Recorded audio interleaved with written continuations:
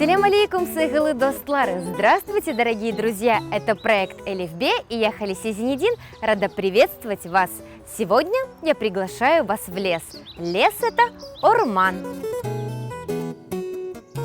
Время, проведенное в лесу, улучшает здоровье и избавляет от болезней. Орманда кечирилген вакыт саглыкны яхшылаштыра ве хасталыклардан бошаттыра. Проводить время в лесу, орманда вакыт кечирмек, улучшить здоровье, саглыкны яхшылаштырмак. Прогулка в лесу положительно влияет на людей, страдающих стрессом. Прогулка в лесу – орманда кезенты. Также, прогуливаясь в лесу, можно услышать прекрасное щебетание птиц. Щебетание птиц – кушларнын чевелдесі.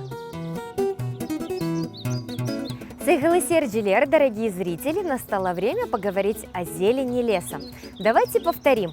Дерево – это терек. Самое распространенное в мире дерево – это сосна. Сосна – чам, сосновый лес, чам ормана, а также можно сказать чамлык. Хвоя – иньепрак, хвойный лес, иньепрак ормана.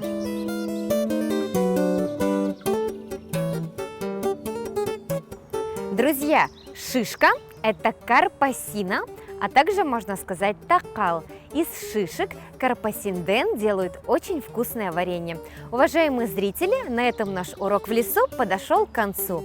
Бунунен орманда дерсымыз сонуна келді. Саглыкнен калыңыз, көрішкенже!